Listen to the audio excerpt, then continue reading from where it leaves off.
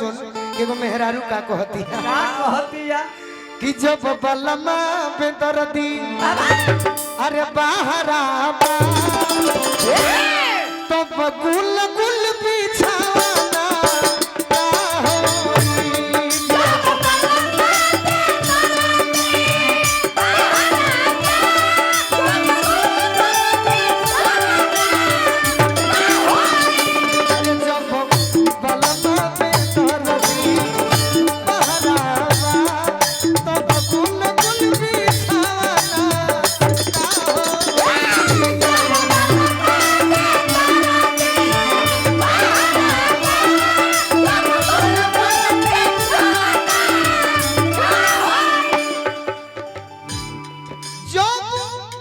बात तो नहीं हमारो ना होके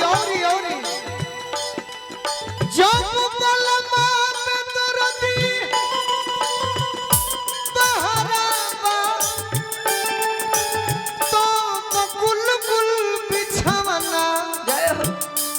अरे का हो जब बहरे उड़त सुमन जी कहत रहे अरविंद भैया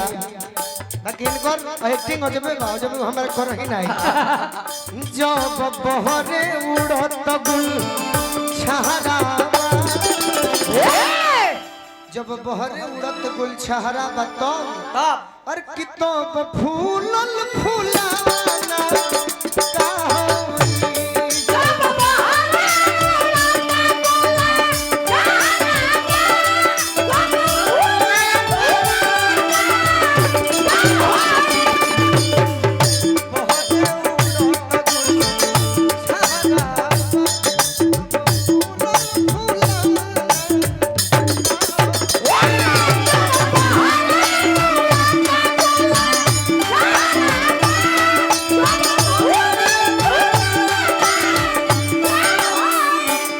एगो हमार नया गाना आवता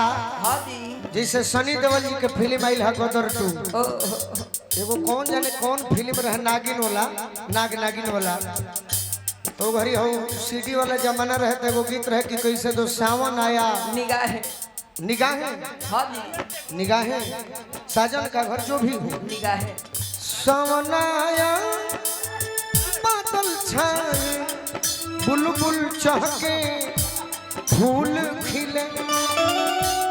आने वाले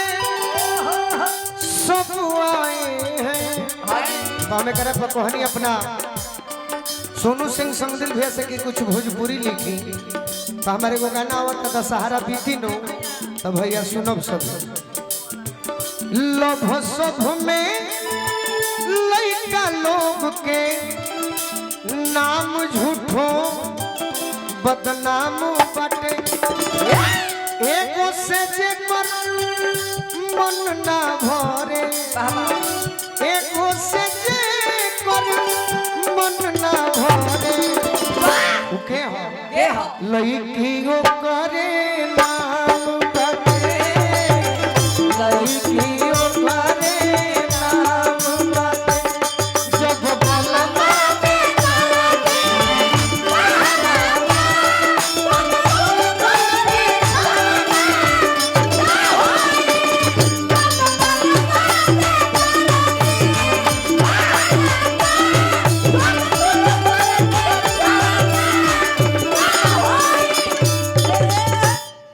खिसियल बा हमरा से ना के भाई काहे हंसत रह अरविंद भैया कहत कि हे तेरी मुंह बनैले बड़ू पागल ना चेहरा पर हंसी चाहिए हां जी हंसत रहला पर देखहु वाला के मन लागेला अच्छा कहूं वाला के मन लागेला अरविंद भैया अगर अरविंद भैया ई बात कह देले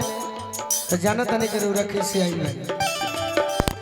हम अपना मने कुछ नहीं की कहले अपना जीवन में कहो ना क्रिया धरौले हां इनकर बात हमरा माने के वैसे कि हमर भाई हो चल भैया कोरी सुर हो सिंगार के करा पर ये तो लाइन लास्ट हो गई तो लास्ट से कर दिया था सुन सुन दिल विचारो नए करा पर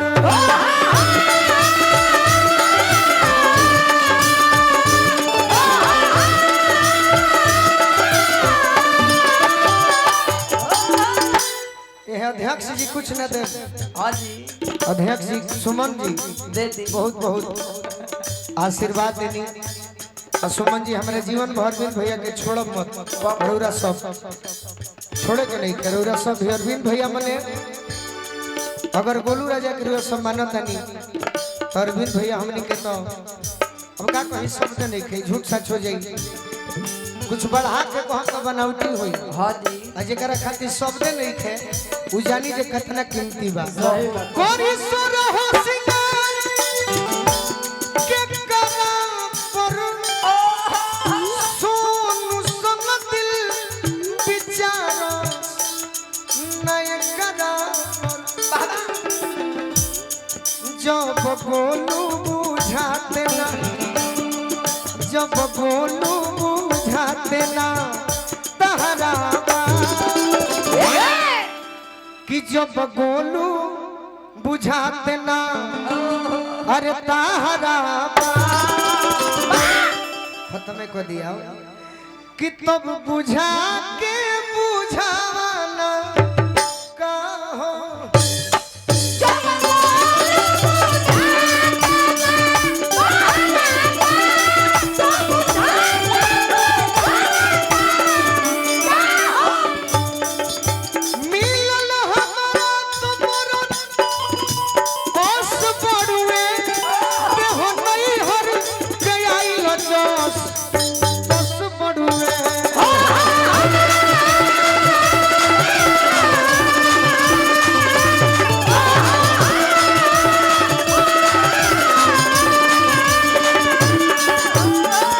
मिलल हमरा तो मर 10 बड़ुए। हाँ जी देह नैहर से आई।